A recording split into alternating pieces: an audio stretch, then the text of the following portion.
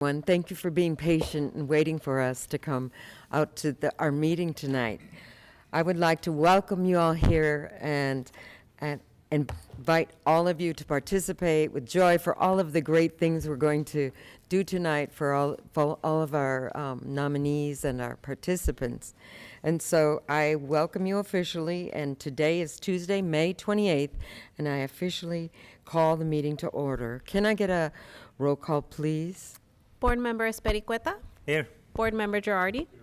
Board Member Irvin? Here. Board Clerk Cornett? Here. And Board President Jarrell? Here, thank you.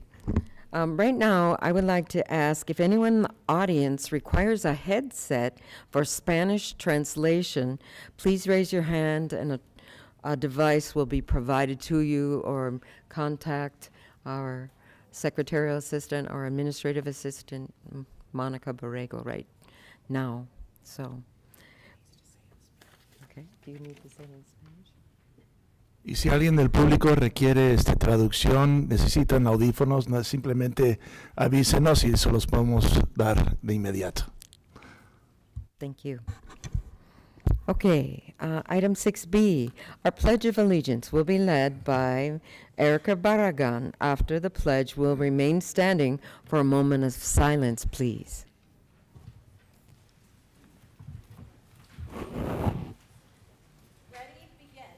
I pledge allegiance to the flag of the United States of America and to the republic for which it stands, one nation, under God, indivisible, with liberty and justice for all. And we'll remain standing, please. We remain standing for a moment of silence to observe our employee, Beatriz Hernandez. Beatriz Hernandez was hired with Palm Springs Unified School District in 2019. She dedicated 5 years as a first grade teacher at Vista Del Monte Elementary School. Thank you.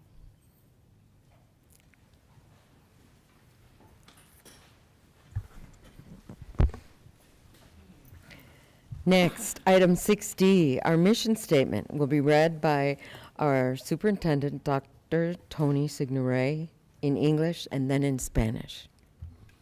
Thank you, President Jarrell.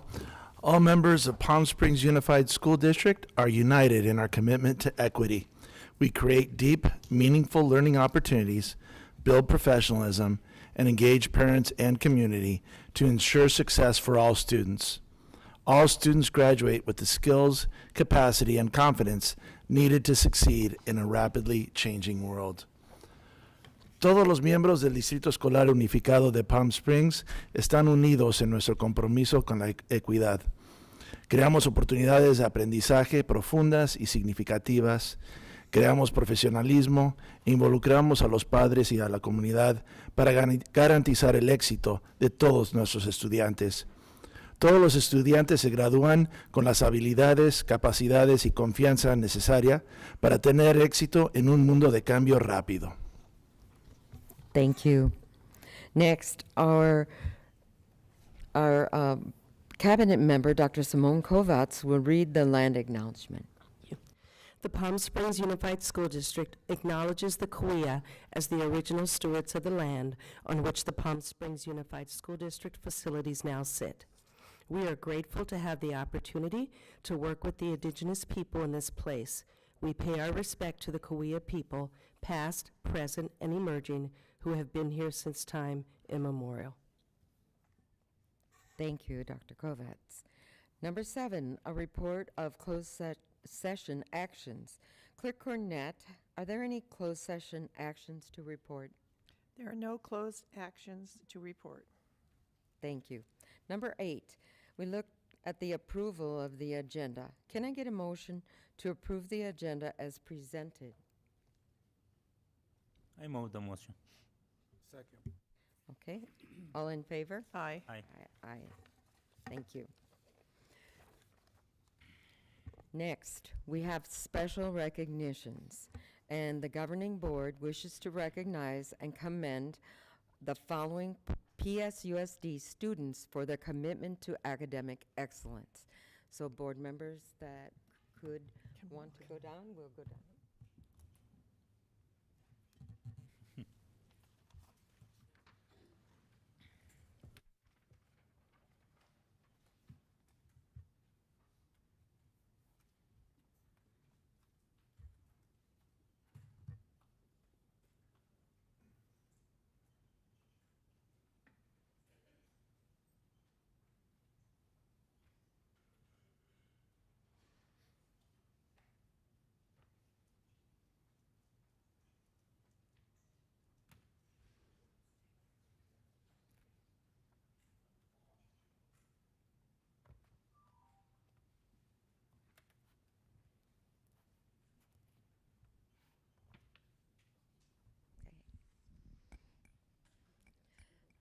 I'll scoot over.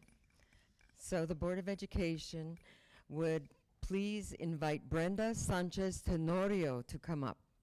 Brenda?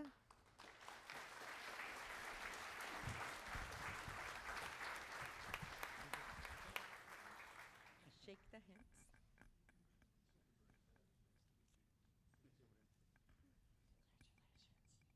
Here you go, Brenda. Come on over. Brenda's from Agua Caliente School. I'm going to put this beautiful medal on you. Would one of you like to speak about Brenda?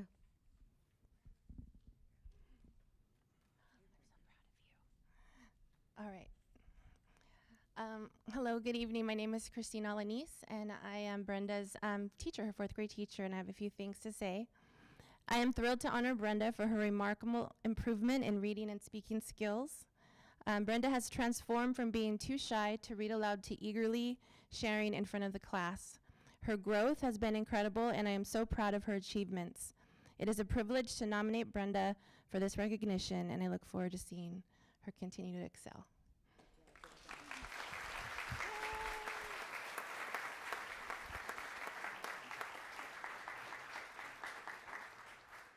Want to say the next one? Joan, you want her to stay? Okay. Oh. All right. You go ahead, Sarah. Next, we invite Dionel Barrera Morataya. Dionel. There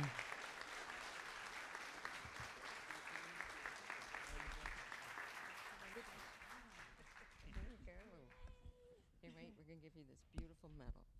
You deserve it. Here you go. Thank you. Hello, good evening still. I'm very excited to also be the teacher of DNL, who's receiving an award this evening. I actually had the pleasure of being his teacher for 2 years. I was a second grade teacher and also his teacher fourth grade. So I am extremely delighted to recognize DNL for his outstanding hard work and perseverance in reading and math. Over the past year, I've watched his confidence grow alongside his academic skills, and it's been truly inspiring. His dedication and determination are commendable, and I'm incredibly proud to be his teacher. It is an honor to have nominated DNL for this award. Thank you.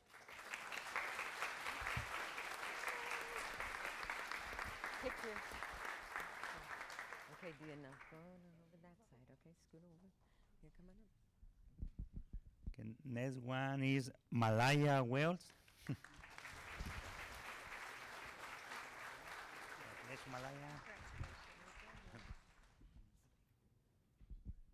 Here's your certificate. You hold it for everybody to see. Come on over. Sorry. All right, good evening. My name is Lisa Canterbury, and I have the honor of being the third grade teacher of Malaya Wells at Agua Caliente. Malaya has a spirit full of joy. She shares that joy with her classmates by encouraging them, inviting them to work with her, and being a wonderful friend. She has a great sense of humor and maturity. Malaya shows perseverance and focus on a daily basis with her schoolwork. When she doesn't understand a math problem, she works through it until it clicks and she's able to solve the problem. In ELA, English Language Arts, she's quick to learn how to refer back to the text and provide evidence to support her answer. It has been a pleasure to see her grow both academically and socially throughout the year. Thank you for honoring Malaya tonight.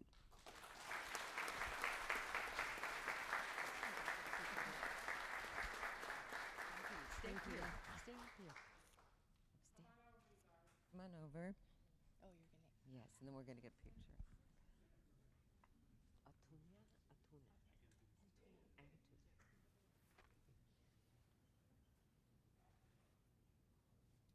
Thank you. Good job. Thank you.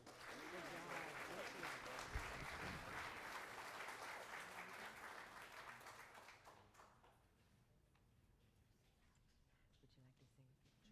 Okay, good. Next, we have a very special parent, and we'd like to invite Elsa Enriquez to come up from Agua Caliente School. Okay.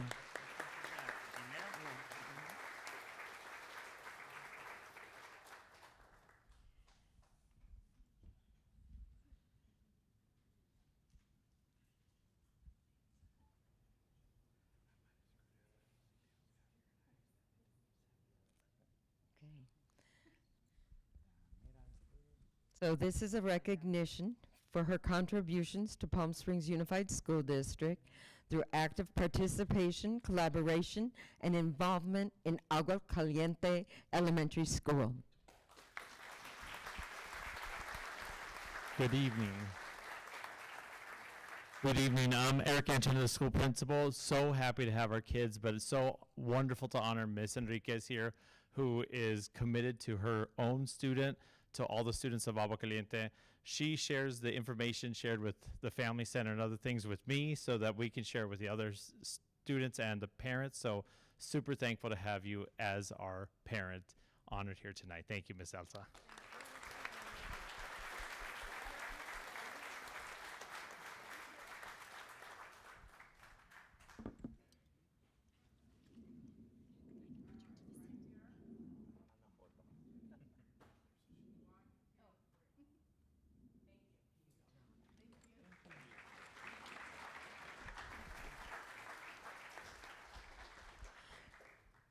Congratulations, Agua Caliente parent and students.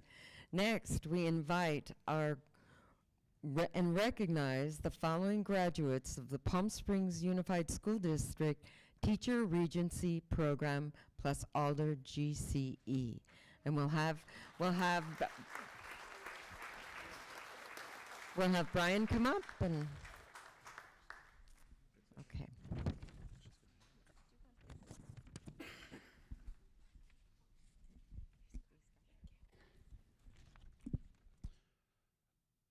Thank you for the time to recognize our Alder program. Our teacher residency program under the direction of Alexis Acker provides a comprehensive learning experience for our students, blending both in-person and virtual coursework in partnership with Alder. In addition to the academic commitments, our residents work daily at our Palm Springs Unified School sites, gaining valuable hands-on experience in real classroom settings. The practical components allows them to apply what they learn in their coursework directly to their teaching practice. The following teacher residents have successfully fulfilled all the requirements for their preliminary teaching credential and have earned a master's degree in education from Alder. We would like to take this opportunity to thank our amazing teacher residency program mentors for their guidance and expertise, as well as the invaluable feedback from observations by our principals and program supervisors. We are incredibly proud of our graduates, and we also want to take a moment to honor Anna Castillo, who is part of our program and sadly passed away in September. Alder will be granting her a posthumous degree. Without further ado, here are our 2024 graduates.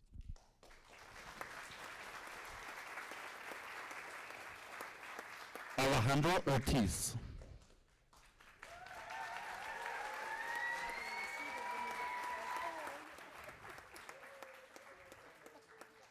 Angela Carmen Ochoa.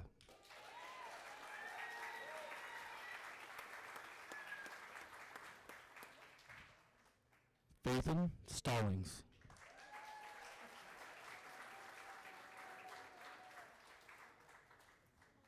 Janelle Estrada.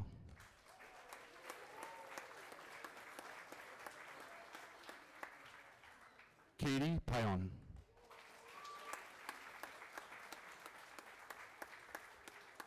Kelly Chicas Aguirre.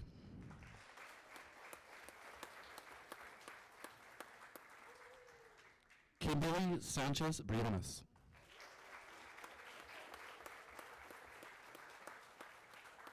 Lazez Serrano.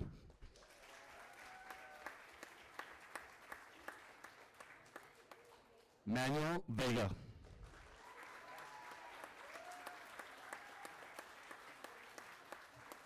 Marcy Hartman.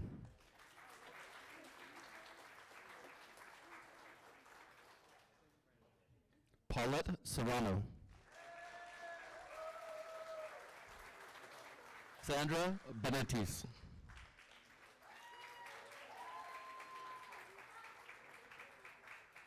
Sean Ochoa.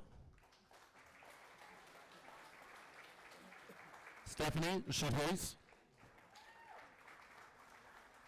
Antonio Ruiz, sorry.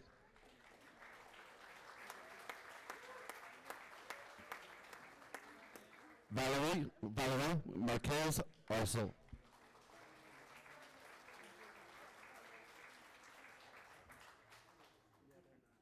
Wendy Redman.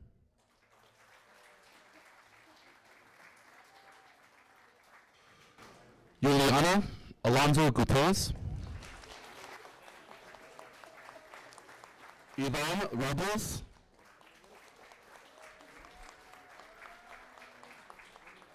And accepting for Ana Castillos is her husband, Eduardo.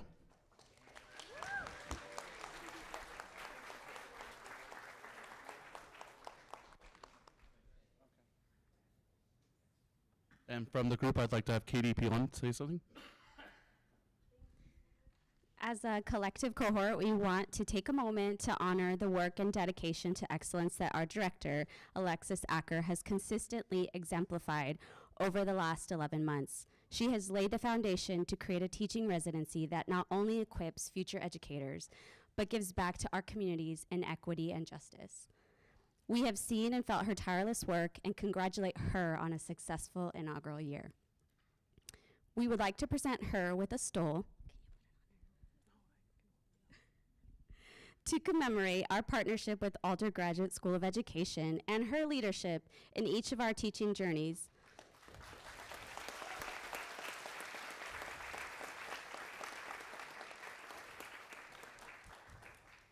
Congratulations, Alexis. These 19 master's degrees and 19 teaching credentials are every bit ours and yours.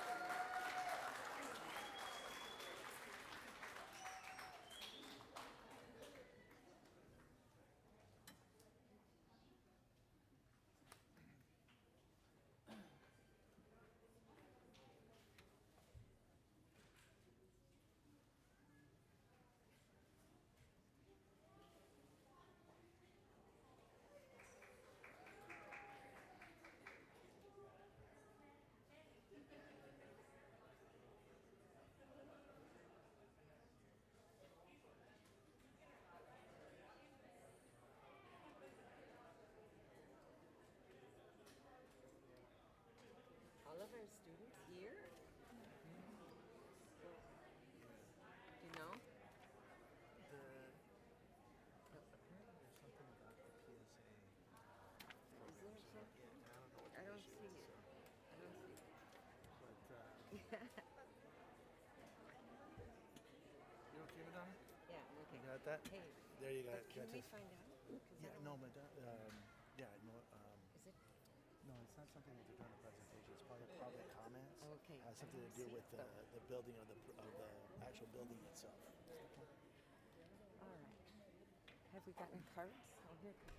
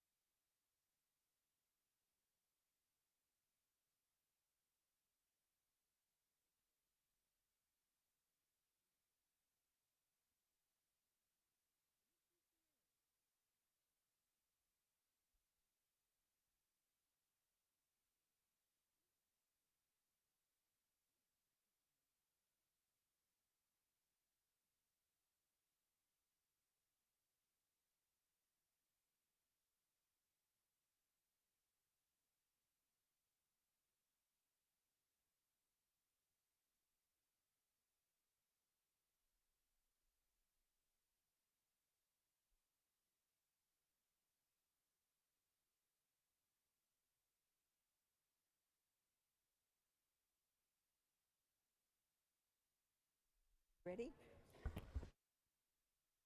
Just waiting for Dale to walk in. Okay.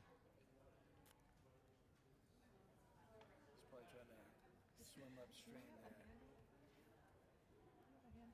Yeah, it was an attachment. Yeah, I did too.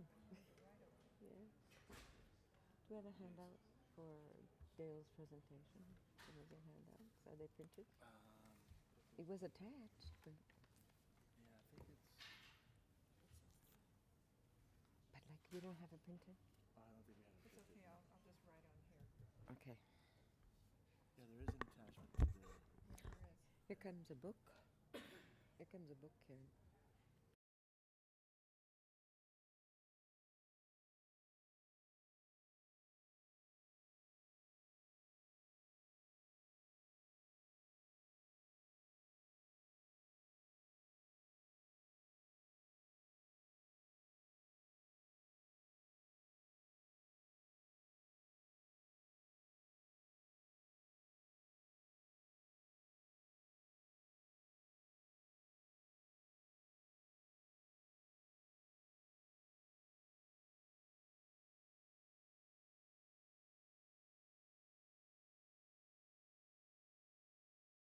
Ten on our agenda, our presentation, and Mr. Jeff Simmons will introduce Dale Scott to present the Go Bond Survey results.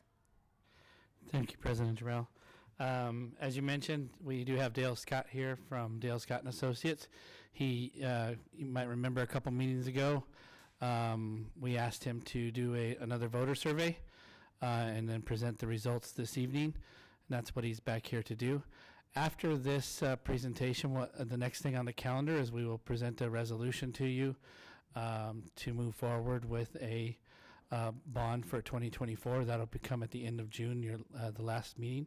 That's when you'll actually vote to determine whether or not the board, through action, wants to actually go out for a 2024 bond. I think the results will speak for themselves, but there will be no decisions tonight. We'll just present the resolution as it is on our calendar to do so, and then you'll have an opportunity to vote on it. Okay? So here's Dale Scott. Thank you. Good evening. Am I on? Yes? Is the microphone is working? Okay, get a little closer. Well, I really thought they'd want to stay for this, but okay. So let's dive in. Much of this you've seen before. We're not going to go through every page. I want to get the highlights, but please feel free to ask me any questions as we proceed. You have seen this slide before, I believe. This is not part of the survey, but I did want to point it out. This is the voter turnout in Riverside County over the last 10 years or so, broken down by presidential, gubernatorial, and primaries. And you can see the blue is the voter turnout as a percentage of registered voters in the presidential elections. So November 20, over 80% of the voters in Riverside County voted. Look right next to it, June 22, gubernatorial primary, less than 30% voted. This is really the most important part of the process, is making sure that you're on a ballot where you have as many people as possible to be able to express their opinion. The overview of the survey, which we had conducted in the last week of April, we talked to 409 registered voters. Now, it's important to note that we're talking to voters. We're not talking to parents. We're not talking to just community people. These are registered voters who are planning on voting. And in fact, the first question in the survey is, do you plan on voting in the November 24 election? And if they say no, then we thank them and move on. 409 people, that's actually a fairly large survey. Even though you're a fairly large district, 400 is on the larger side of a typical survey. Typically, they'd be about 300 to 350. You can look all the way down at the bottom. That's really the important number, the margin of error for 4.8%.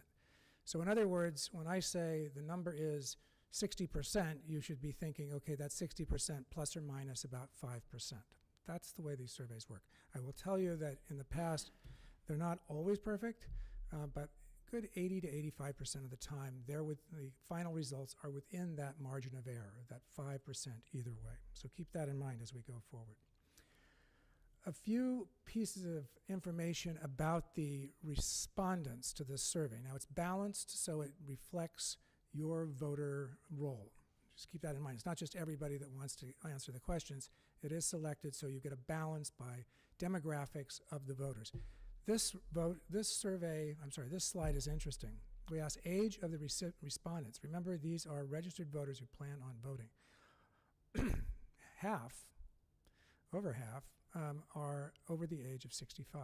Probably not a surprise, but as we go through it, there are some surprising pieces. We asked those voters, what is the main way that you receive information? I'm on slide 6. The main way you receive information about the district. Now, typically, if you look up in the right hand, the sort of the 12 o'clock to 3 o'clock portion of the pie chart, you have friends and family. We'd expect that, but that is usually much higher in most districts around the state. District website and district communications, 10%, district social media, 3%. That's been growing over time around the state, but it hasn't grown that much here, which is interesting. And I think that reflects the age of the voter. You look at the Desert Sun, 20%. That's a big number.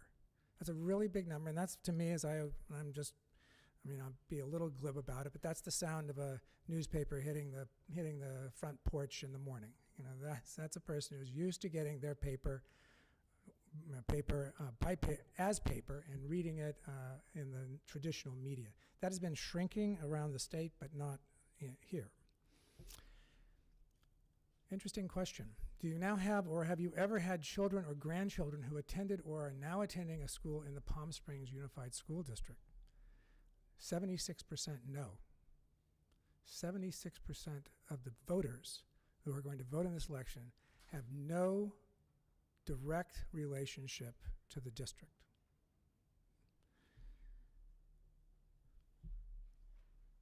However, when we ask those voters, do you agree or disagree? Palm Springs Public Schools are our community's most important asset and should be our #1 priority. 72% say yes.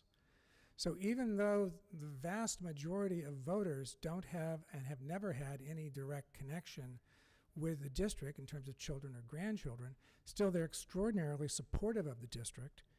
And when we ask them, do you agree or disagree, quality schools increase property values, 88% of the voters agree with that. So they have figured out that quality schools are actually in both their best interests and in the community's best interest. That's how I read that. But when you ask them a specific question, they might say, I don't know. And they're telling the truth if they say, I don't know, because they don't have any children or grandchildren in the school system. They only hear what they get from the newspaper or from friends and family or district media. Mr. Scott, how were these participants contacted or chosen? I sort of jumped over that. Let me just sorry. jump back. These participants were chosen at random off of the voter rolls, so you have to be a registered voter, and you can see that the vast majority of them, well, not the vast, the majority of them, 53%, the vast majority was text to web. The first attempt is through telephone, landline. You can see that was only 4% in this thing. The second was cell phone, that was 29%. And then the remainder was they received either a text or an email, and they went to the web and they took the survey online.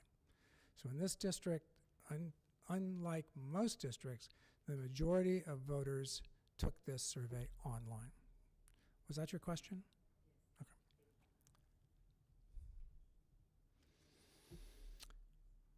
An attitudinal question. Do you agree or disagree Palm Springs Unified has successfully completed most of the projects funded by Measure I, a $216 million bond measure approved by the voters in 2016? Well, that makes sense. That 74% would say, I don't know, because they don't know, because they don't have any children in the schools. They're not directly involved with the schools. There's a small group that disagrees. There's a larger group that agrees with that, but by and large, they're unaware of whether there's been any issues or not. All right. The way the survey works is once the respondent is either taking the survey online or is on the telephone, without giving them any real information about the district or what's happening, they are read, or they read, the ballot language, what we believe the ballot language will be. Now, obviously, it will change between what we have here and when we get to the ballot. And what we did was we actually divided them into two different groups.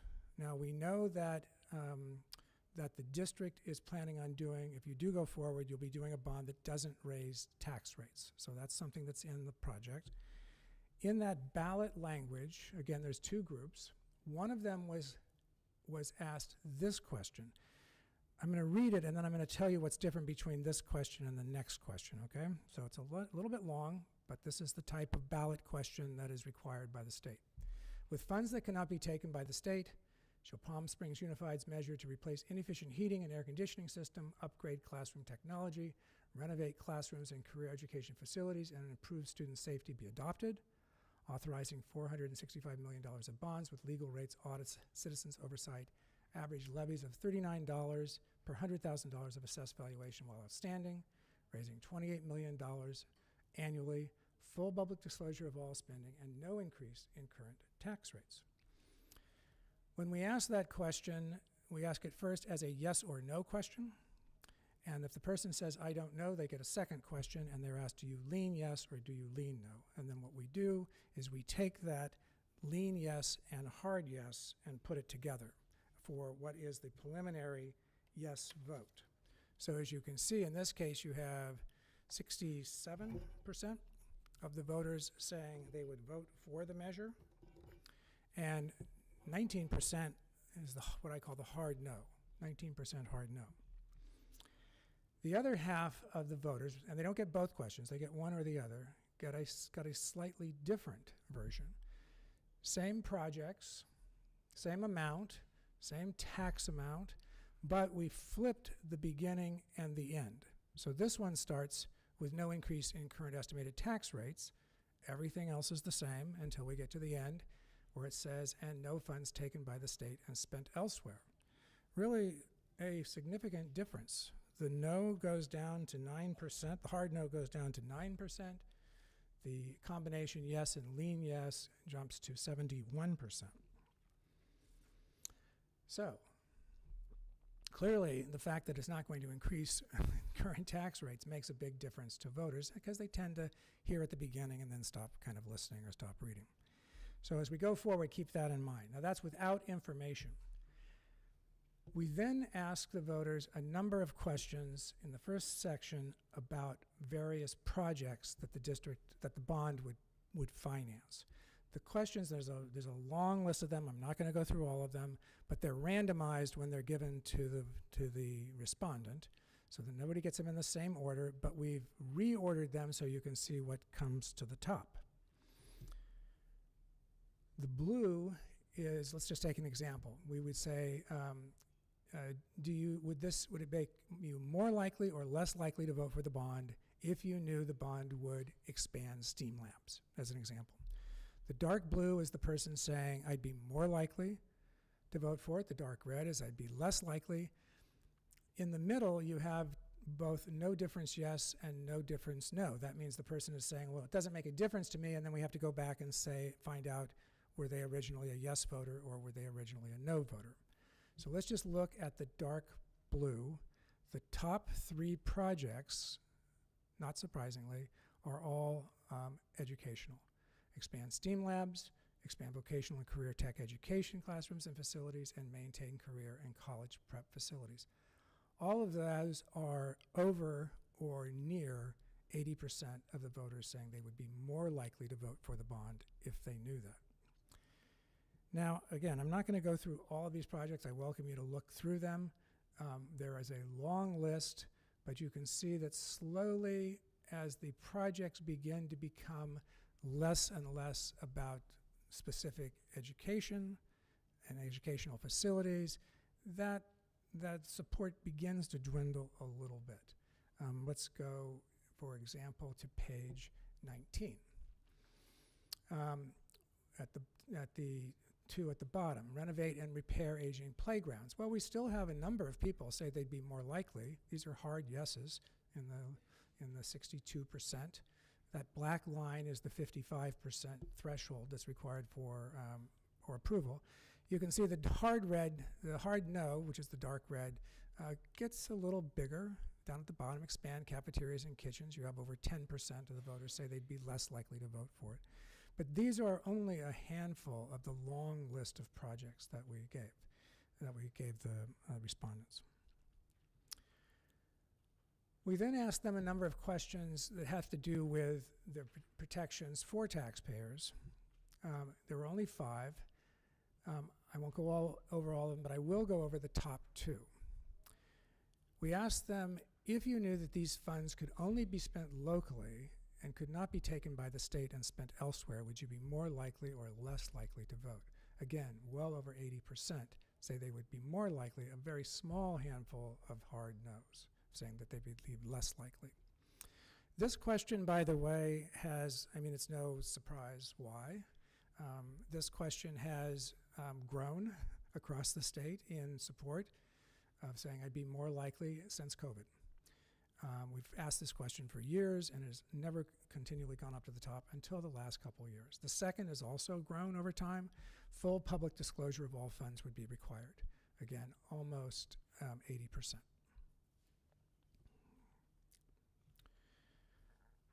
We also asked some questions about the tax rate and also inflation. Now, the inflation questions actually, when this was put together, the person puts it together in order of popularity or yes support. But in fact, I'm just going to go to the bottom 2 questions. The questions were asked in a different order. This is the one place where they're not randomized. So the first question, I'm going to go to the bottom, people were asked was, given inflation, do you agree or disagree with this statement? Given inflation, this is the wrong time to ask voters to approve a bond. And you can see the red goes up quite a bit. 20% say, yes, I agree with that. You still, however, have 33% it doesn't make a difference to. We then asked them the second question, repairs and renovations will only cost more in the future, so it's better to approve them now. And how this is phrased, by the way, is some people say that this is a bad time. Some people say repairs and renovations will only, do you agree or disagree with that statement? And you can see you go back over 55%. We also asked if they would be more likely or less likely to vote for the bond if they knew that it would extend but not increase the current tax rates. And that comes up to about 63% more likely.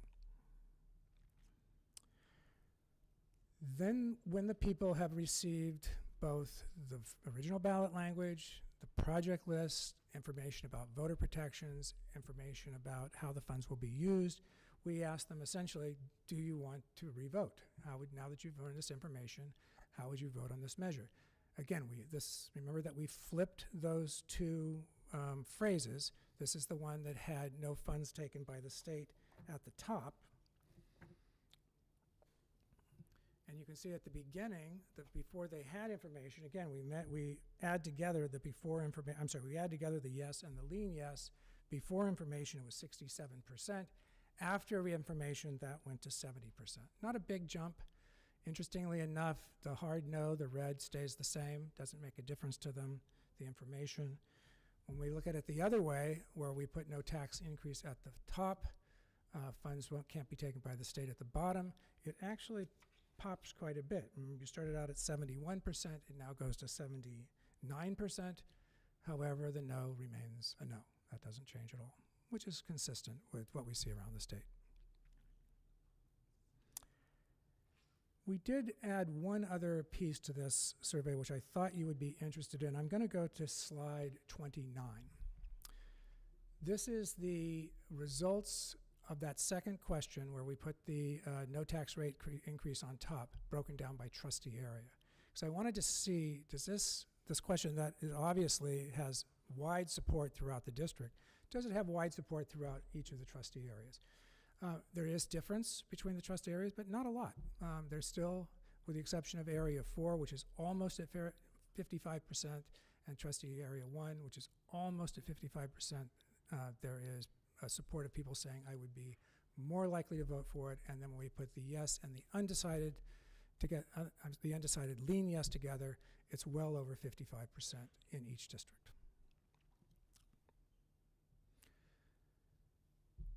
So here we are. Survey is completed. As was discussed at the beginning, the board will have the opportunity to take action on June 25th. We still, for some reason, refer to it as Election Day, even though it's no longer Election Day, it's election month. Ballots go out in early October, and then the final election day is November 5th. And with that, I'd be happy to answer any other questions or comments.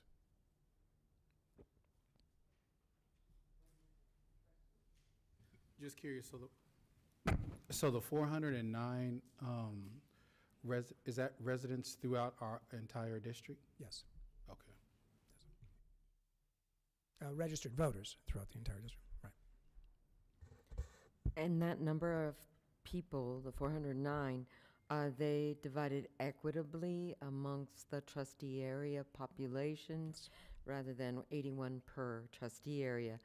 I would maybe have 87 because I have more population in my trustee area. Is that how that formula works? It's not mathematically computed, but they are widely dispersed among all areas and all regions of the district.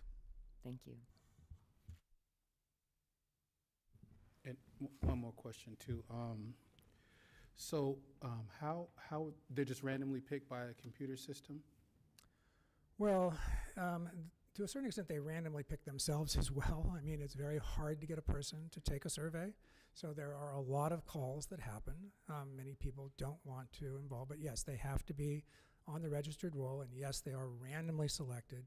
And the person who's calling them or the surveys that are being sent out by email or text are sent out randomly, and then they are balanced once all of those results are received.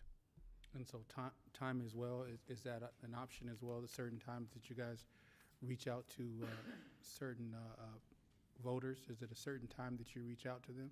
No, they, I mean, it's usually not Sunday morning, but you know, they start in the evening, and they will run it as many days as necessary until they can no longer get enough people to answer, and then we stop. We usually give them this is where we want a 300 to 400. They came in a little bit over 400.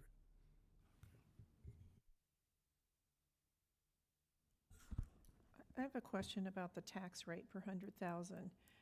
Are you saying it's $39, or is that the $39 per 100,000 a different rate than actually of the assessed value of a home? Maybe you could explain that a little bit more. I can. It's a tortured explanation. Sorry. Okay. So you see on this, there is a levy of $39. An average levy of $39 per $100,000 of assessed valuation. That's the $39 that is associated only with this bond measure, not in total, not the total amount. State law requires that we put that number in that way. I would like to have a different number in there. I would like to tell them what the entire tax rate is, or the fact that it won't increase, and that its marginal cost is going to be zero. So the $39 is the amount by which the rate will increase. To think of it another way, would drop by $39 on average, because we're putting that in after the other bonds have been paid off. That's how we're keeping the tax rates level. So there's not really a guarantee that once the bonds are sold, that the tax rate is going to be the $39 per assessed on a home per 100,000. No, there is not a guarantee. There is a commitment by the board and by resolution to do everything possible to keep that rate at the prior rate so it doesn't go up. That takes a little work. It takes a little bit of time to make sure that, and some assumptions that are very conservative, to put those, and working with the county now that we've established better relations. So that's what we're attempting to do, and that's why the language says, when it talks about the tax rate, it says authorizing, let me find the language here, average levies below $39. It may be over that average, it may be under that average, but in general, we're working to hit that mark at the top with no increase in current estimated tax rates. That's what we're trying to do. So right now, what is on the bonds that we've sold, what is the current tax rate per 100,000? Jeff, do you remember that number off the top of your head? I believe it is, I'm not going to guess. I don't have it in front of me. For this current year, it's at $145 That's in combination of all the different measures. But as we've talked about, the county has, it's rather inflated right now. The Dale Scott's estimation was somewhere around 112 for this year. So that's the difference between where that estimation and Dale Scott's estimate, and the county's estimation, is because they're holding on to those reserves. So we've been in discussions with them.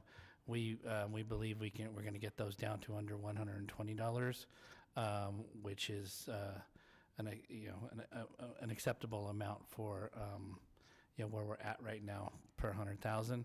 And then that's the point in which we're saying, we won't go over that amount for any future series that are sold out of this particular bond. So, Okay, who determines the tax rate? I mean, we can say it's what we want it to be, Yeah. but who eventually does determine the ultimately, it's the Board of Supervisors at the county. They have several technicians that work on the different calculations and so forth. We certainly have a say in it, particularly when it comes to the reserves. They have stated that to us, so we are going to make sure that we have our say in it, and so we're going to get those down to a reasonable rate, the reserves down to a reasonable rate, and then that's that's coming up here within the next month. We'll be on the phone with them. I think Dale Scott's firm's actually already been on the phone with them because we just sold the second series that you guys did a resolution for back in January. So getting all that worked out and making sure that the tax rate is at an acceptable amount that was where the voters understood it to be, and not at this accelerated rate where the county had put it at, because they were anticipating us selling Series B and anticipating needing a higher fund balance when we didn't actually sell Series B. So one of the nice things about Series A was the first 3 years, I believe almost 50% of the entire bond was paid off in the first 3 years.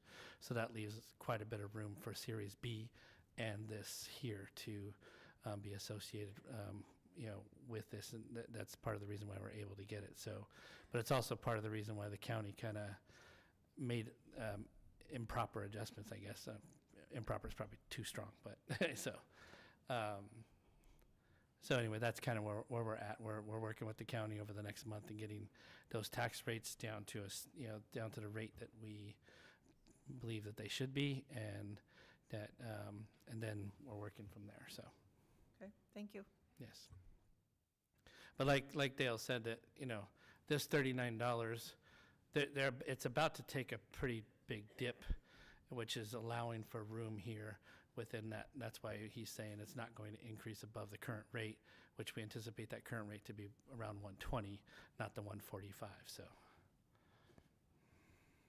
I just have a request, real short. We have future voters sitting here in our front 2 rows of our audience. Could you explain to them real quick, what is a bond and why are we talking about this? Oh, okay. Real quick. Sure. Do you want to handle that one? Sure. A bond is like a home mortgage. When you go out and buy a house, you take a loan, and you have to pay back the loan every year, or actually every month. You pay back interest and principal.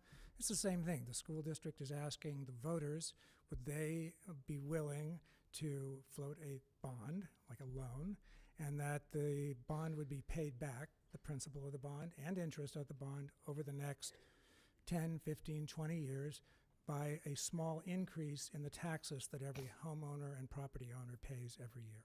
So it's very similar to a home mortgage, but it's for the entire district, and every property owner within the district pays a little bit to pay it off every year.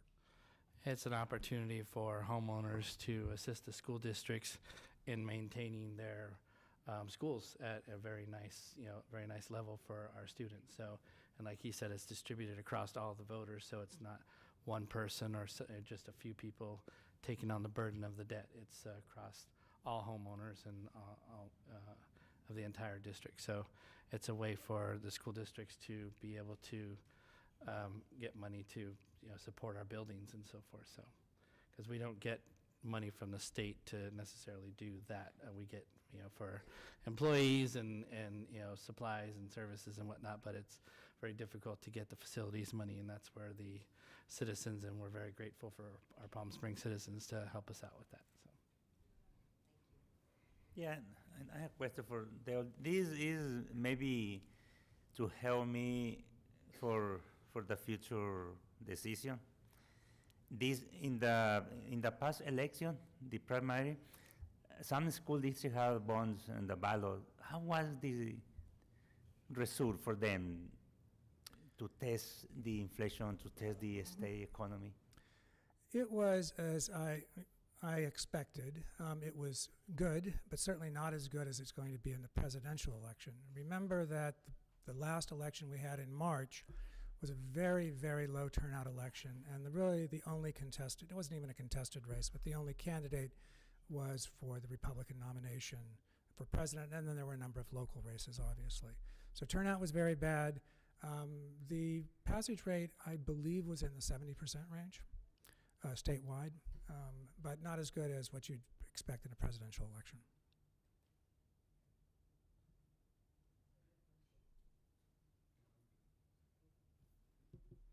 Thank you Thank again you. for all the information, your whole team, Jeff, and everyone that worked on all the information. Thank you. We appreciate it. Thank you, Dale. Go ahead.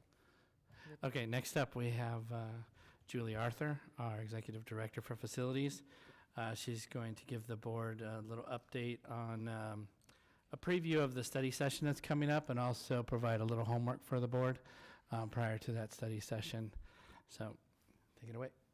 Oh, thank you for having me here. Good evening, everyone. Just don't want to go on too long. You guys have been so good. I mean, this is heavy stuff, so we appreciate your attention on it.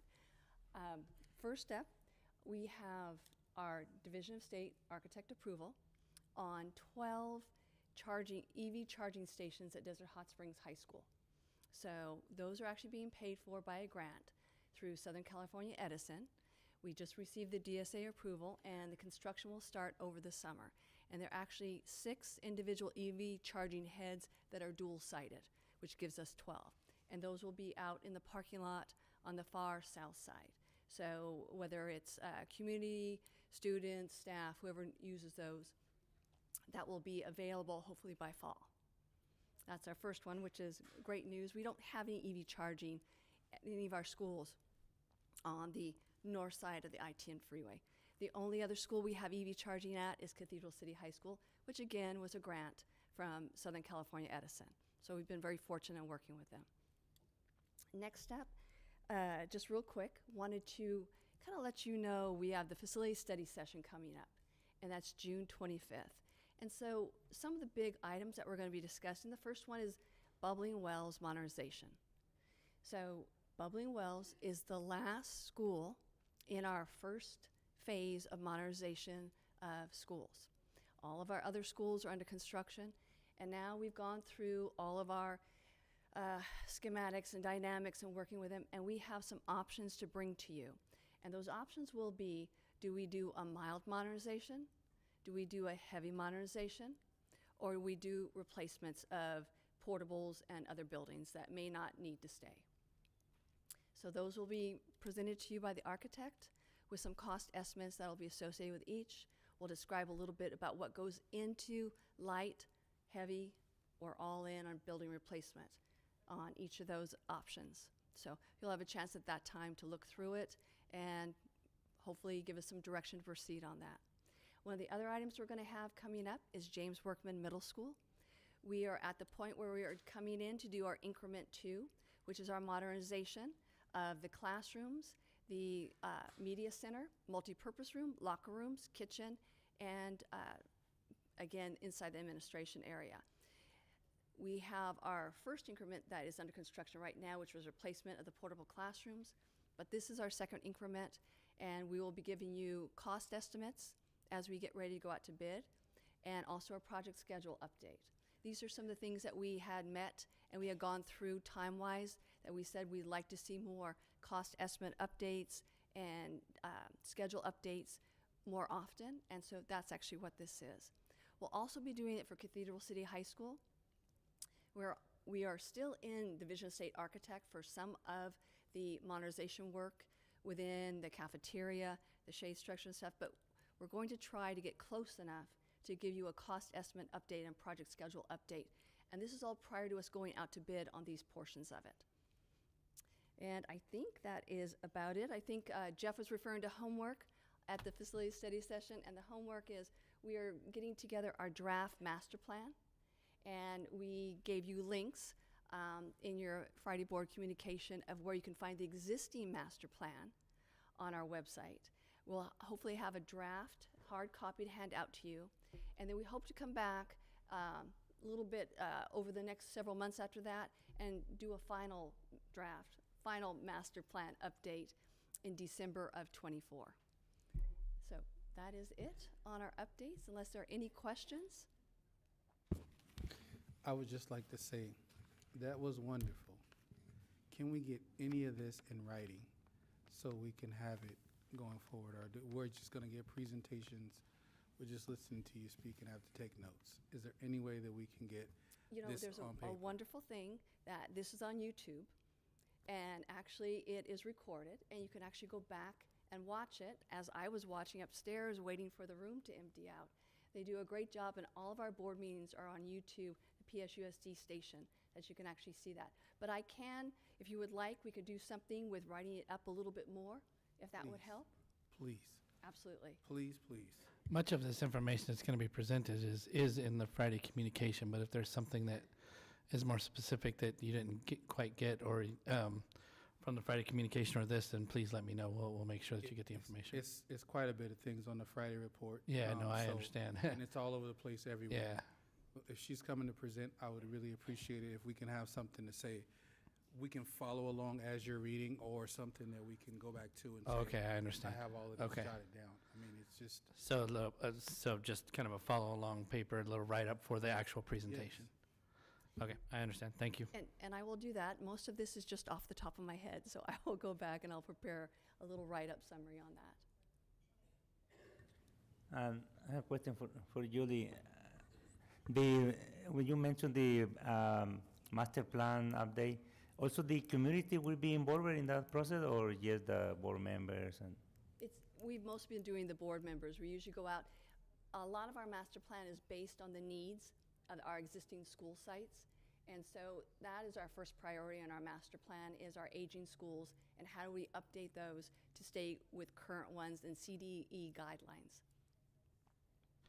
The current master plan is pretty fascinating. If you go through it, I mean, it kind of gives you some ratings on how the buildings and were rated about 5 years ago.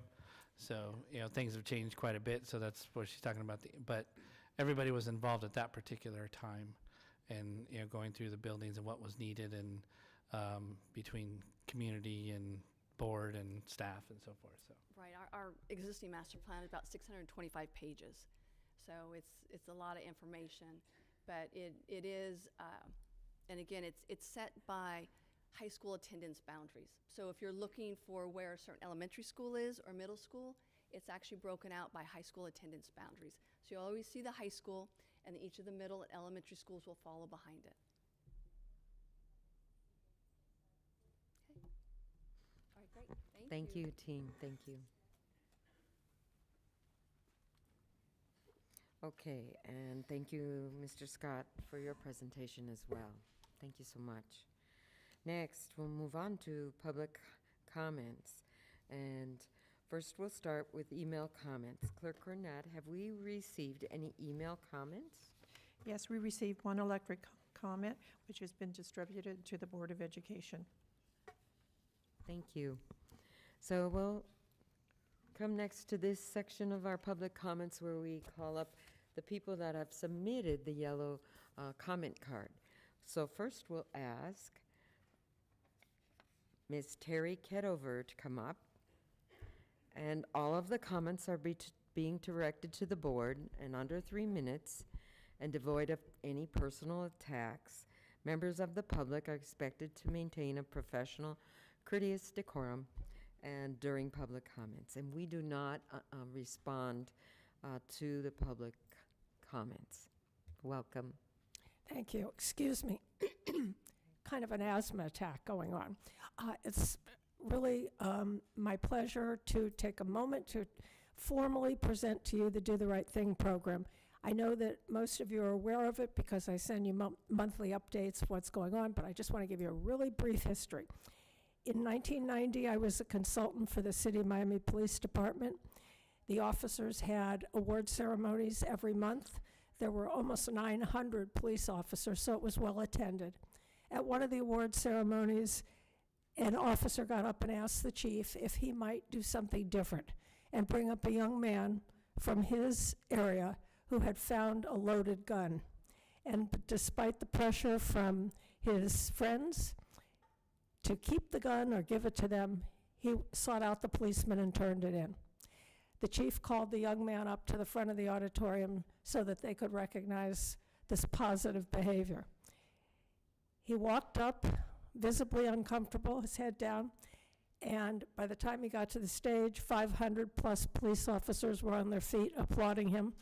A smile broke out on his face as tears ran down from his eyes. I turned to the chief and I said, we have to do this on a regular basis. We need to reward and recognize kids for their positive behavior, their positive attitudes, and their accomplishments. Since that time, there are now 70 chapters of Do the Right Thing around the country. In England and in Germany, we have recognized over 500,000 school-age kids. Last year, we formed the Do the Right Thing chapter, Greater Palm Springs, and since that time, with our first award ceremony in April, we've recognized over 600 kids. We have given special recognition to 68 of them, and they come to a ceremony at the police station, and they're given all kinds of wonderful recognition and awards. Our goal is to build positive esteem in these kids, to establish them as role models for their peers, and to build positive relationship between school-age kids and the police in their community. Last month at our award ceremony, we announced our scholarship and student assistance program. The Do the Right Thing Vice President, Dr. Tony Signoret, working with Amber Gascoigne Dr. Amber Gascoigne and Dr. Karen Dimmick from Palm Springs Unified, developed this program. We gave out 23 scholarships to high school seniors from Palm Springs Unified, a total of $28,500, and we also gave out $6,500 to kids who were suffering economic hardships and needed food or clothing. I'm proud to be part of Do the Right Thing program, and I hope that you will continue to support us and encourage your principals and teachers to nominate young people. Thanks. And I didn't cough.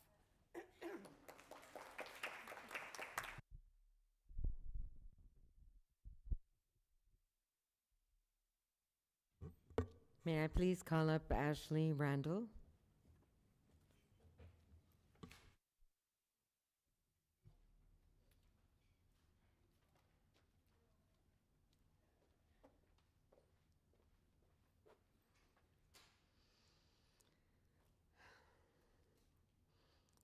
Good evening.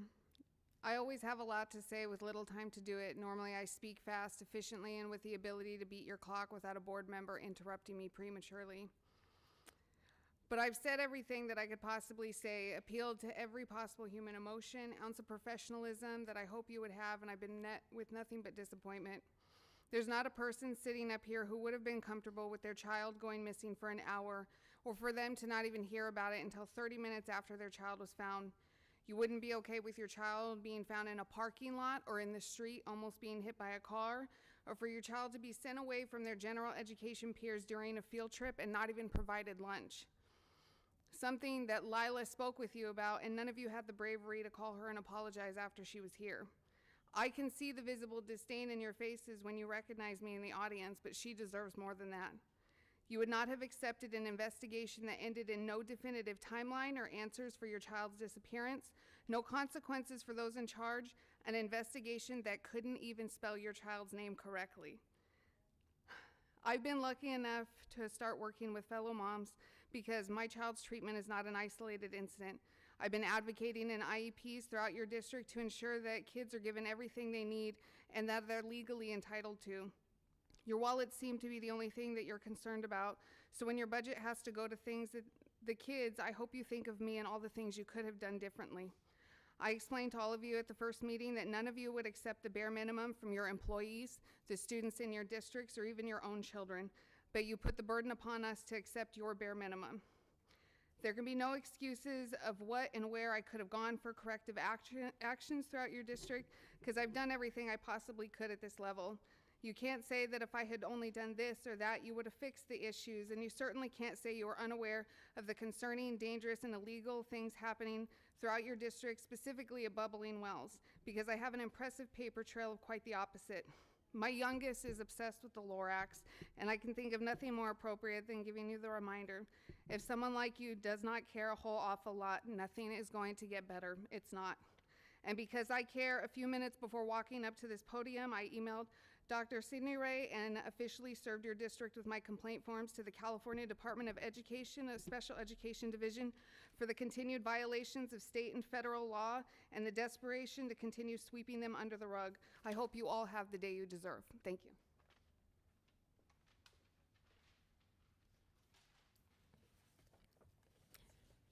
Next, may I please have Naomi Costello?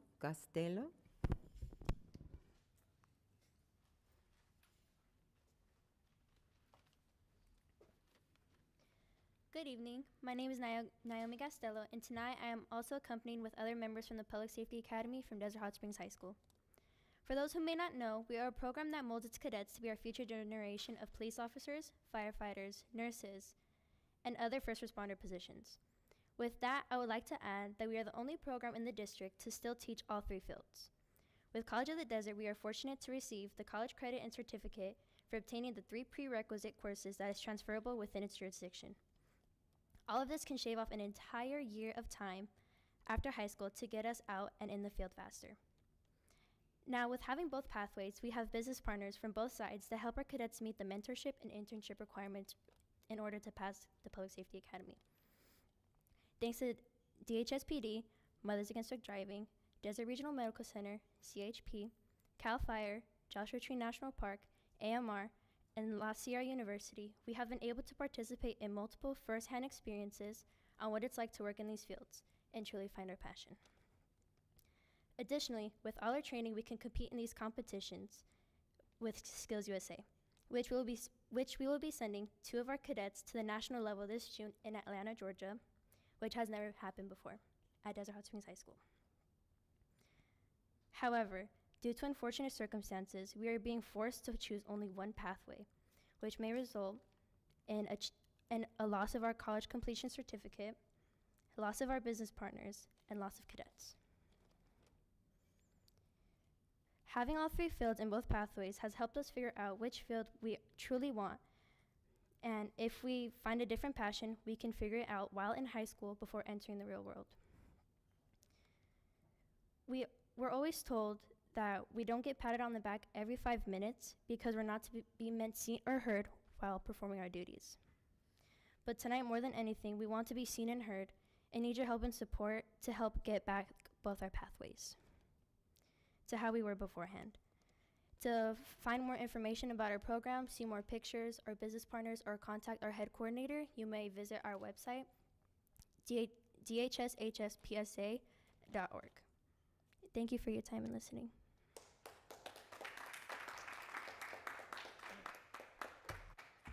Thank you. Are there any more public yellow cards, comment cards? Not at this time. Okay. Thank you.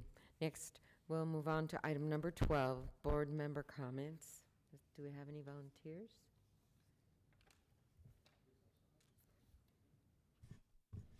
I'll start real quick. Naomi, great presentation. Thank you very much. Best of luck to the 2 students going to the national competition in Atlanta.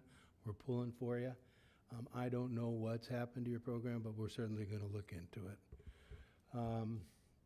Mrs. Ketover, thank you very much for doing the right thing, a very valuable program. And then I've been out of town. My wife and I went to Arlington, Virginia, and Washington, D.C., and I want to thank Congressman Ruiz for greeting us and making us feel welcome.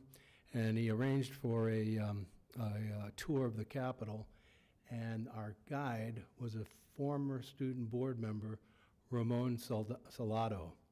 And it was such a treat, I can't tell you. It was his first tour, so he was a little nervous, but and I don't want to embarrass him, but he was adorable. So we really, really appreciate it. And then also last Thursday, the Desert Hot Springs Rotary Club had their annual Big Heart event, and I just want to congratulate the elementary teacher of the year, Genofifa Griffiths, the middle school teacher of the year from Desert Springs Middle School, Sharon Cardos, the high school teacher of the year from DHSHS, Megan Fry, and our principal, Sue Drummond. And I'd like to thank the Desert Hot Springs Marine Corps Junior ROTC for bringing their color guard to the event, and a shout out to David Green and MTU, and especially Tori Martinez and Ben Van Dyke for performing us and entertaining us. It was really wonderful. Thank you very much. Yeah, sure, I'll go. I didn't have too much that I did the last couple of weeks. On May 17th, I went to the Wellness Center at Nellie Kaufman Middle School, which was wonderful. It's always great to see all of these wellness centers that we're putting up in our schools. And we thank the foundation for a lot of the hard work that they're doing. These rooms that they're putting together are amazing. We were able to listen to one of the students speak about how it affected them and how it was a safe place for them to go and sit and just kind of unwind. Sometimes they just need to sit there.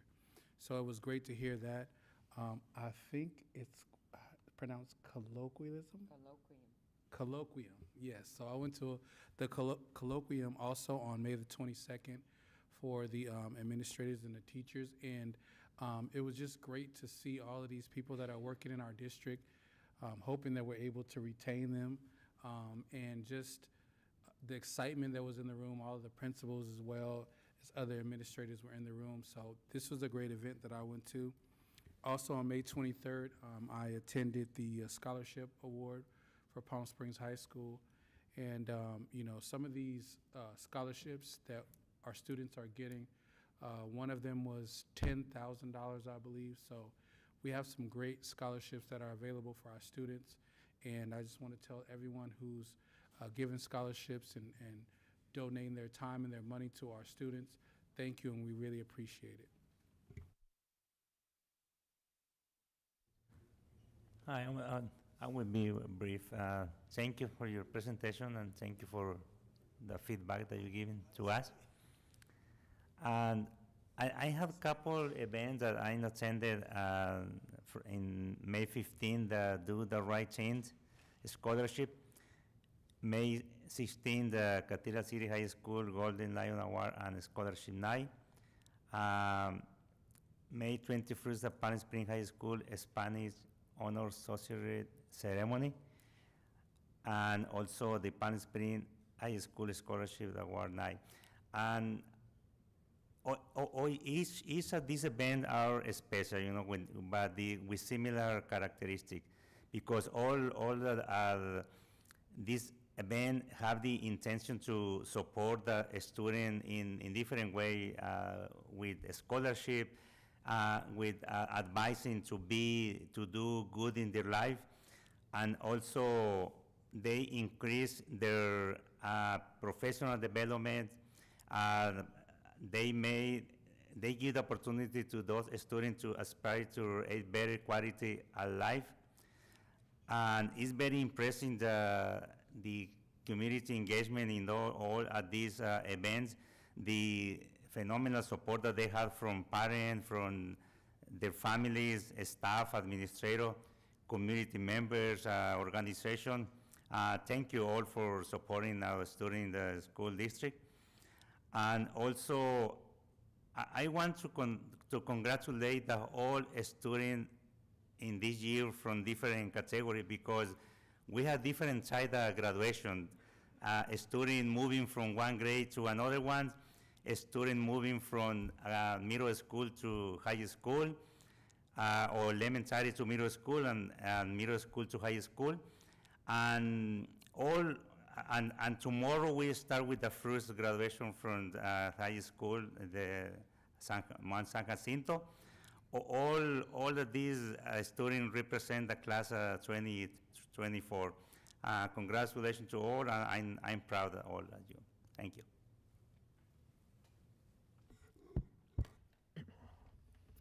Thank you, Naomi, for your wonderful presentation. I'm not sure the board was aware what was going on with your academy, so thank you for that information. Also, congratulations to the class of 2024. All of their graduations will be coming up soon. A big thank you to the HR department, tech department, superintendent's office for a fabulous Who banquet. It was really great to honor all of our own. I want to wish everyone a restful and safe summer. And also a big thank you to Terry Ketover for bringing the Do the Right Thing to Palm Springs Unified School District. Thank you. Okay, I've had the chance to attend many of the same events that our board members have attended, and I'm going a different direction tonight because you're here, and we are so proud to have you represent your academy and your pathway. And how many of you are seniors? Anybody? Not yet? Okay. So we need you to go out and recruit and have, and present your academy or your pathway and keep your program going. So I created a speech for our graduating class of 2024, and it's the president of the board's job to write a speech and address the students who are graduating. So this speech, it's a little bit long. I won't read it all. It goes in the desert sun, and some people read it and some people don't even know about it. But basically it says this: we congratulate the class of 2024. You have demonstrated exceptional resilience and determination, and we commend and salute you as we celebrate this significant goal with you in our community. May your futures be filled with unlimited opportunities and happy times, and may you continue to lead and inspire others with your personalities and gifts. And so we have a mission statement, and we have a very important statement here in our district, and it is lifelong learning starts here. And we want you to continue that lifelong learning yourselves and our graduates as well. So just a little piece of the speech. Because you're here, you'll be meeting us, hopefully, up on the stage for your diplomas. How many of you are juniors? All right. Oh, wow.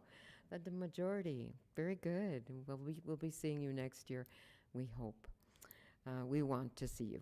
So I just wanted to say that this is Mental Health Awareness Month, and we had one of our student board members read this Mental Health Awareness Declaration or Proclamation.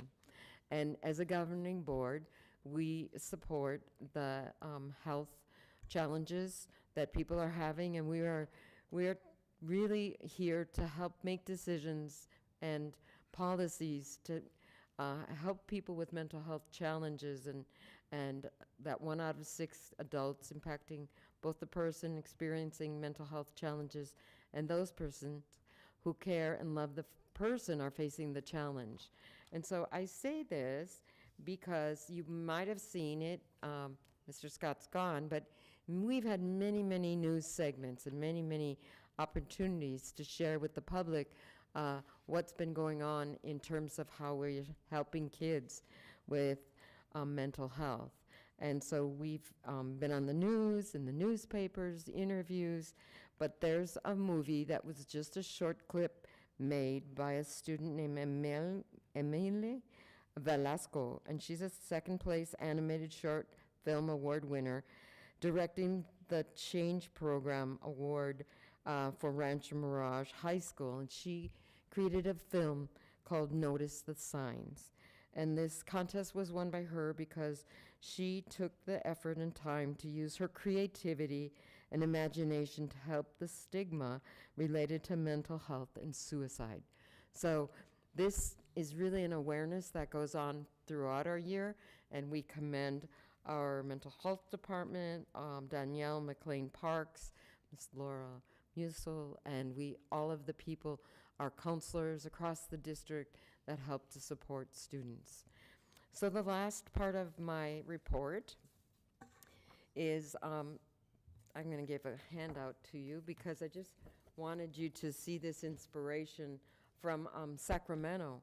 I'm an elected delegate from our district to represent our school district for the School Board Association for the state. So I wrote down some notes. Here we go. There we go. Here we go. And I'll just read them real quick. At this State Assembly conference, I just wanted to bring back some information that the Assembly or the organization has a resource called Safe Schools Kit, and it will include briefs, channel links, web pages, blogs, magazine articles on or near July 23rd to help support the district in new information on school safety.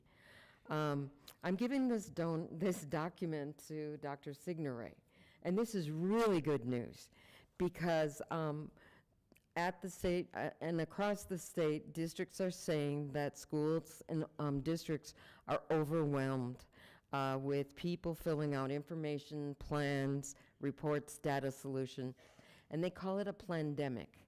And we are trying to see this change, and that what was mentioned is doing reports is not doing leadership, and that there is a Senate bill by Barb Archuleta from Pico Rivera to help this issue of filling out reports and turning them into the state be lessened.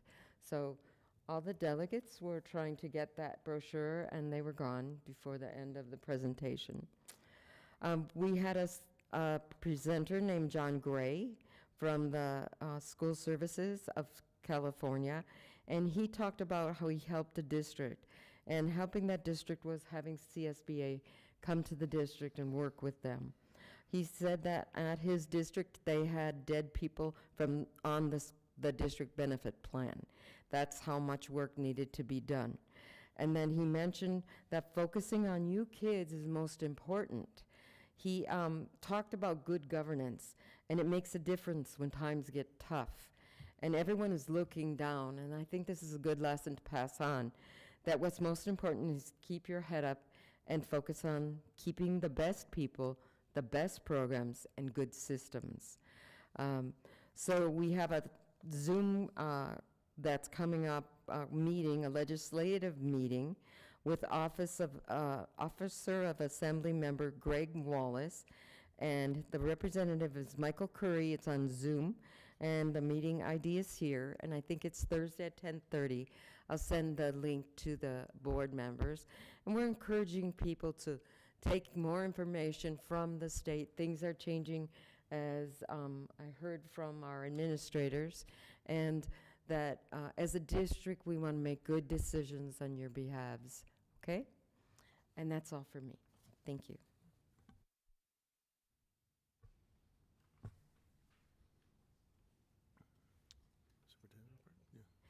Okay, next we'll proceed with superintendent comments. Thank you, President Drell, and thank you for this document on the plandemic. I don't think there'll be much pushback from having to do more reports. So yeah, we'll definitely take a look at that. A couple things, just very briefly. First, I know the board inquired about the possibility of doing a resolution relative to Prop 98. Today, Mr. Simmons and his team has received information that it looks like the governor has changed positions on what they refer to as the Prop 98 maneuver. So we'll research more about what that entails, provide that update for the board in the Friday. Then in the event, even after that information, the board still wants to proceed, you can give us direction on doing so. But that should give you some more information on that aspect. I also want to thank Terry Kettever, the Do the Right Thing. The impact of that program for our students has been absolutely phenomenal. So the partnership that she has had established with us, as well as want to thank Dr. Gascoigne, because she's been instrumental as well, is opening up that door and making it a reality. Naomi and the Desert Hot Springs PSA team, you guys are wonderful. Great job. Really appreciate it. Thank you for bringing this information forward. Wasn't information that we had really available or were aware of. But trust me, even while you were presenting and talking about it, our educational services team is already looking into it, and we're working on it already to see how we can assist you. So thank you for bringing that to our attention. It's simply we're not aware of it, and thank you. We'll be glad to assist. I do just want to say there have been so many great events, as the board has already highlighted, and there's just too many to list. And with so many more events that are to come, and considering this is our last board meeting before the last day of school, I will just recognize everybody for just an amazing, amazing school year. To our students, and especially those of you here present, but to anybody else listening, whether you're graduating, promoting, receiving awards and scholarships, or just moving on to the next grade level, please know we are all extremely proud of you. Keep up the great work. And to our staff, all of our certificated, classified, and management personnel, including our cabinet and Board of Education, you're all so amazing. Throughout the school year, you have all consistently turned the dial forward. You've heard me say that before, but you've consistently turned that dial forward, making Palm Springs Unified better by the day. So I feel truly blessed to be a part of this Palm Springs Unified family, and wish everyone a great end to the 23-24 school year. Thank you. Thank you so much. Next, we move on to board action items. Item 14A, approval of monitoring report governing policy, operational expectations, asset protection, OE7. And Mr. Clayton Hill will present. All right, thank you, Board President. So it's a pleasure to provide the board with a summary of Operational Expectation 7, Asset Protection. That's for the data from the 22-23 school year. It's also important to note that OE7 is a compilation of data collaboration with our colleagues in several departments. So I want to thank our colleagues in Maintenance and Operation, Technology Services, Business Services, and Risk Management. We also have Renee Brunel, Director of Risk Management here. At the end, she'll be providing relevant feedback on not only this report, but also some items that aren't included in the report, namely the workers' compensation program. So she'll be providing a summary here in a moment. What I'd like to do is I'll go through and just highlight some points here, and then any questions you may have, I'll be happy to take. Starting with OE 7.1, superintendent will maintain property and casualty insurance coverage on district property with limits equal to 100% of replacement value. This policy is to ensure that the district has insurance to replace property as needed at the time of loss. Through the Southern California Relief, which is our JPA, Joint Powers of Authority, we've purchased property and liability assurance, and our coverage addresses all property replacement costs for approximately $500 million per occurrence. I'm going to jump down to OE 7.4. Superintendent will protect intellectual property information, files, records, and fixed assets from loss or significant damage. This policy addresses copyrights and trademarks from any original district material, as well as provide insurance coverage in case of loss or damage. During the 22-23 school year, we didn't have the need to copyright any district material, and we didn't have any breach of confidentiality with personnel or student files. Nonetheless, our memorandum of coverage declaration provides up to $10 million per occurrence if a breach had occurred. And then I'll move down here to OE 7.5. Superintendent may not allow facilities and equipment to be subject to improper use or insufficient maintenance. This policy focuses on the proper use and maintenance of our facilities and equipment, including providing appropriate training for our personnel. Our business services team, maintenance and operation department have done a great job of maintaining all equipment, including vehicles, mowers, trailers, and then the equipment to just maintain our campuses with uninterrupted service to the district. Further supporting this policy are the numerous trainings our risk management department facilitates. So far, we have over 114,000 trainings district-wide that have been completed by our employees, and a completion of those trainings was expedited thanks in part to monitoring by the HR staff and an incentive, $200 incentive to complete the trainings early. And as far as the remainder of the OEs that we have, 6 through 9, these demonstrate that the superintendent did not unnecessarily expose the district to legal liability during the 22-23 school year, nor were any illegal or unethical decisions made relative to the purchase or sale of real estate. So I'm going to pause here before we move on to the workers' compensation and see if you have any questions for me.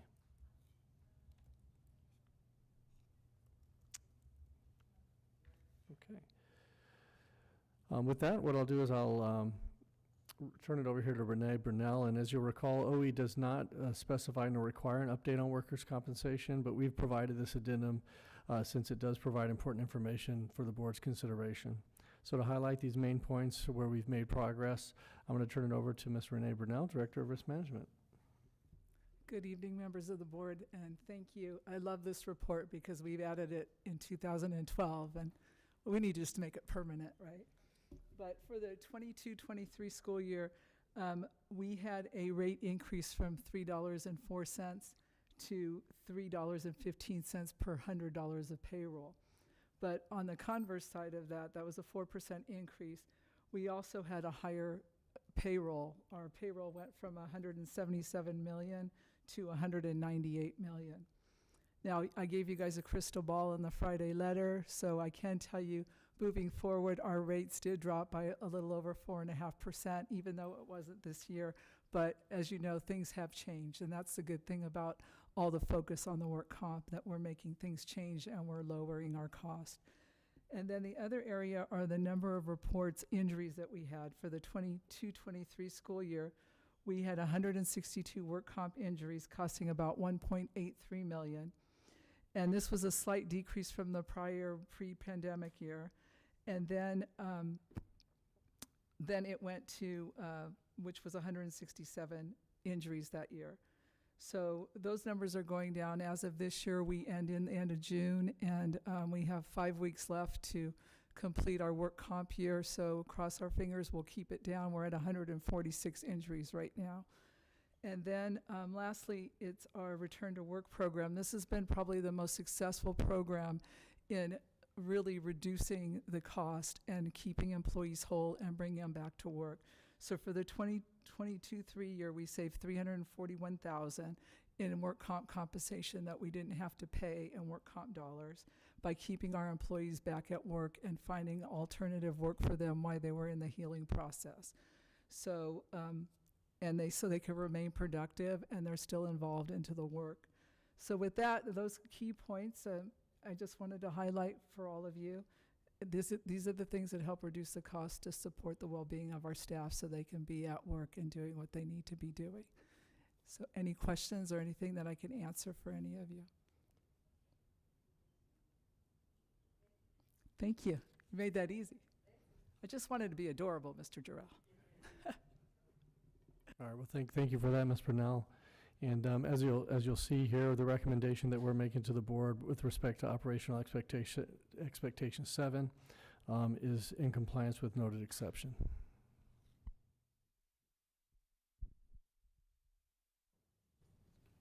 I'll move. Second. Aye. Aye. That was 14A. And next we'll move on to 14B, approval of 2024 revised LCAP federal addendum for PSUSD OE-10. Can I get a motion to approve item 14B? I move. All in favor? Aye. Aye.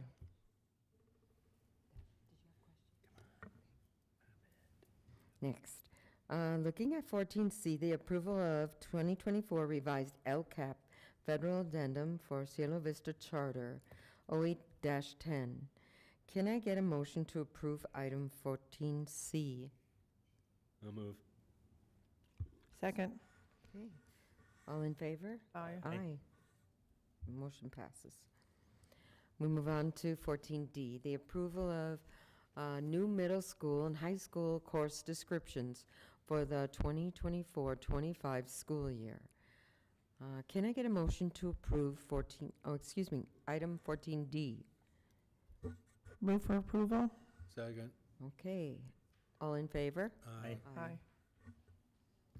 Next, the approval of our work-based learning, business, and community partners, OE 10.5. Can I get a motion to approve 14E? Move. Second. Okay. All in favor? Aye. Aye.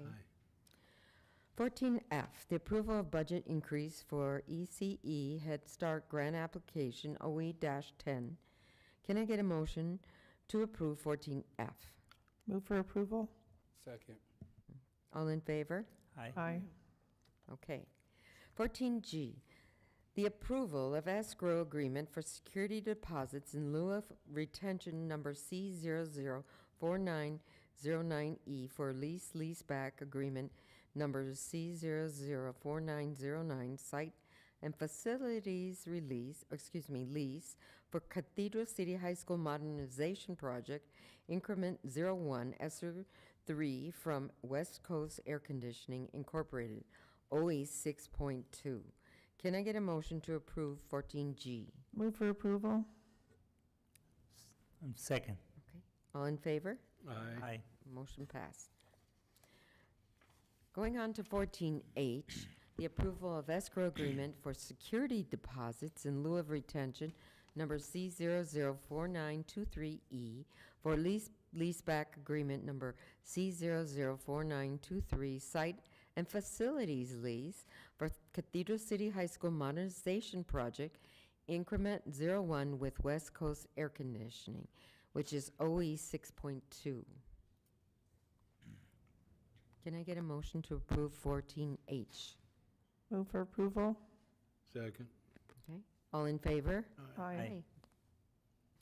Okay, 14I is the adoption of Resolution 2023-24-42, finding the repair, renovation, and replacement of the playfield at Cathedral City Elementary School exempt from the California Environmental Quality Act and approving the filing and recording of a notice of exemption, OE 13.1.A. 13.1A. Can I get a motion for item 14I? So moved. Second. Okay. All in favor? Aye. Aye. Next, approval of amendment number 1, P0080216, HVAC, analysis services with KFI engineers OE 6.3. Can I get a motion to approve 14J? I move for approval. Second, I have a question. Is this actually a decrease? Yeah. That's what it says. We got a decrease in? I think it's a re-estimation of what KFI engineers are going to do under the CalShape grant. So yes. Okay, Okay. good news. So I did get a motion. Now I'll ask for a vote. And- Oh, In a second. Go in a second. Can I get a second? I think Karen. I did. Jen was the I did, second? yeah. Okay. All in favor? Aye. Aye. Thank you.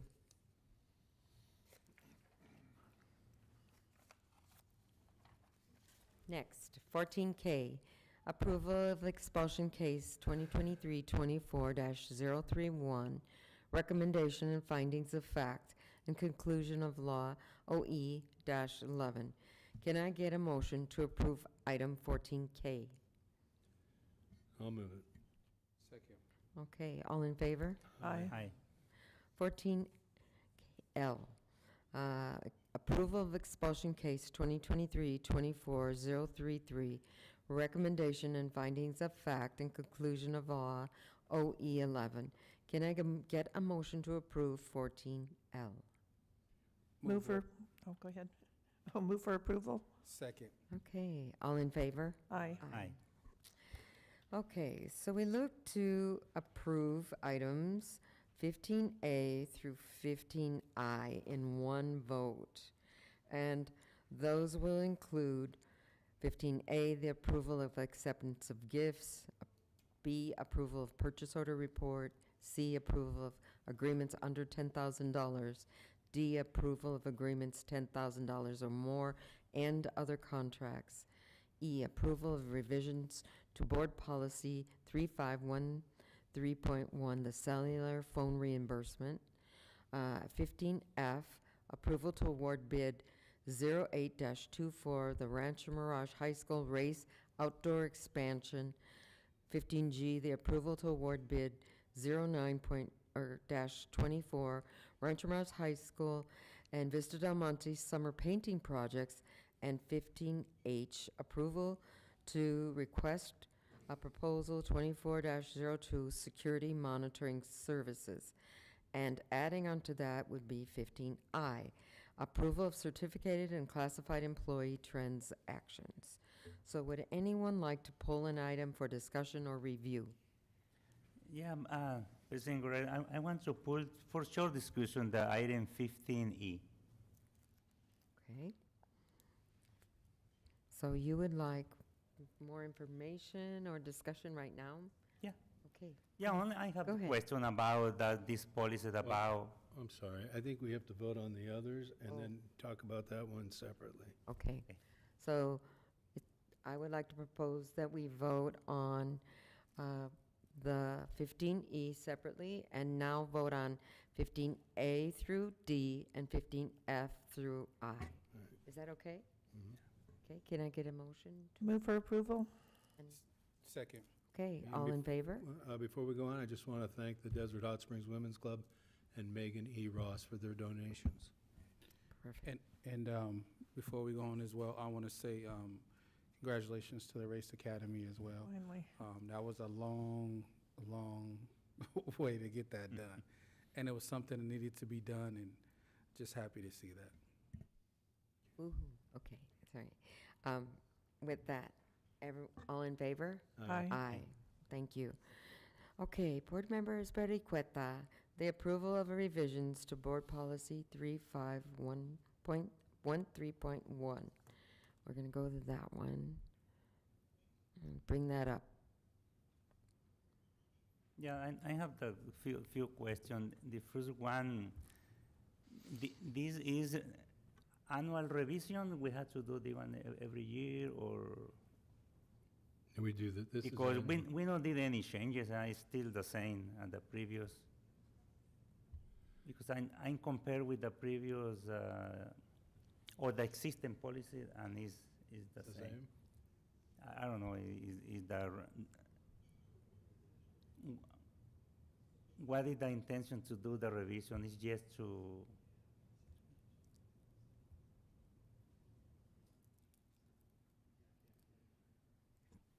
So I believe that each time we add a different position to get a cell phone reimbursement, we have to go back and change this policy. So you may remember a few meetings ago that I asked for site kitchen leads to receive a cell phone reimbursement.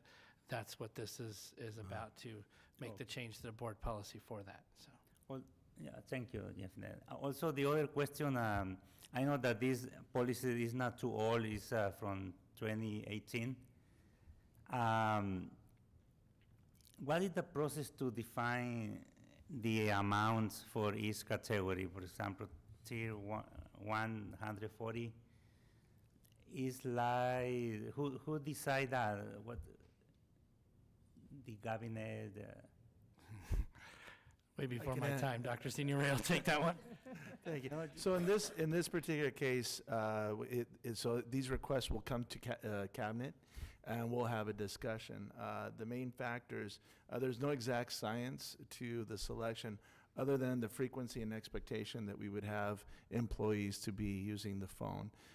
So as an example, those that we would think that would reasonably may need to require it on a occasional basis during the work week would receive a lower tier, whereas those that we may need to contact Saturday at midnight would receive a higher tier. So that's usually the criteria with which cabinet makes that decision. So if I understand you right, since cabinet is at the higher tier, we can call you on Saturdays at midnight? Yeah, I really put my foot in my mouth on that one, didn't I? Yes, but yeah, it's kind of where it falls, yes. And the tier 4, $50 a month, or a district issue fund. The other tier they don't offer a fund. Yes, the tier 4 is the only one that the employee has the option to use their own fund or to provide, or one fund provided by the school district. The rest, the only option that the employee has is just their own fund in the other two. That is correct, Okay. yes. Okay, that is it. I'm good with that. No, sorry. Yeah, I'm just curious too. Does the the tier 1 need more phones, or is it just, I mean, because a phone plan is the phone plan. I mean, is there any reason why this phone plan is more? Is there more than one phone that's involved in this situation? Or is it just one phone one phone bill? I'm sorry, I don't think I understand your question. So here for the top tier 1 is $140 a month. My question is that just one phone, or is that multiple phones? No, that would be their one phone, so it'd be on their plan. So we're paying a stipend for their one phone that they're using, but requiring that it would be accessible, for work-related matters. And so the reason that you're saying that it's more expensive is because these other titles are less likely to be on the phone, and that's how you guys decided that you were going to break this up? Yeah, it was, and I don't want to say less likely that they'll be on the phone. They could be on the phone but let's just say, for example, just looking at here at assistant principals versus director of certificated HR on two, and I'm just drawing two different parallels. Their work year is also different, so the number of work days that they're available for which they're going to be using it, times of nights. So it's really not so much a frequency. I wouldn't necessarily say it per that. But we also looked at it, when the district first adopted this, it was just kind of a plan to compensate employees for the use of their cell phone, but also setting the expectation that in the case we need to contact you, you need to make sure you're available as we're paying the stipend for their use, if that makes sense. And so this is up for review how often? Well, we put it up for review when we update it. So it's not necessarily something that we're putting it up for review on a regular cycle. But as Mr. Simmons said, when we add employees, or sometimes there's been discussions where proposals have been made where we realize maybe they need to be on a lower tier or they need to be on a higher tier. Whenever we make any movement on this, we bring it forward for the board. Thank you for the great explanations, and so we'll know in future what is happening and how this is changing. So we're looking at 15E, the approval of revisions to board policy 3513.1, cellular phone reimbursement. Can I get a motion to pass 15E? I move. A second. Okay, all in favor? Aye. Aye, thank you. All right. 16, board consent items. Approval of our meeting minutes for May 14th, 2024. Can I get a motion to approve those minutes? I'll move. In a second. Second. All right, all in favor? Aye. Aye. Thank you. Information. First, we have 17A, the deletion of Exhibit 5141.6E, School Health Services, Student Health and Social Services. And then 17B, the first reading of new BP, Board Policy 5141.6A, Students Health, School Health Services, OE-10. So the board has received and reviewed that information. Next, 18, suggestions for future meetings. Do we have any suggestions for future agendas? Not an agenda, but if we could get an update on the Public Safety Academy this Friday or next Friday. Thanks. Okay, all right. It's coming. And then I just want to tell the board that we'll be reaching out to you, finding out more information about decisions for our consultants, okay? All right, with that, the setting of the next board meeting will be the regular meeting, June 11th, 2024, 6 o'clock p.m. A debrief, anyone? Final comments? I do have a quick comment in regards to the Race Academy, because you were mentioning how great this was for the Race Academy. I'm just wondering if you know what we've already done there, because we've moved all the HVAC, and I don't, if you remember the main hydraulic system, that one actually goes up now to where they can actually work on the equipment. On the main indoor one, we moved the outdoor hydraulic one indoors to the other one and added a second one over there. So if you haven't been over there in a while, it's a good thing to go check out, because what we're doing now is just the outside of it, making more space for them to have a little more safety outside and more cars. But we also added in a chilled water bottle filling station, because the teacher kept having to bring in 5-gallon water things. So that's a permanent fixture in their building. A permanent eye wash station has also been added. So we've done a lot with the lighting and HVAC system and everything, all the hydraulic systems and stuff in the Race Academy. So if you haven't been over there in a while, it would really be something to check out. So That's great. Good to hear. Yeah, and also I was saying thanks. Yeah. I realized you were saying thanks and what a great thing it was, but that was the second half of the project. I didn't know if you know we did what we did in the first half. So I want to make one quick comment to, I left this comment to the last about the parent academy graduation in BHS.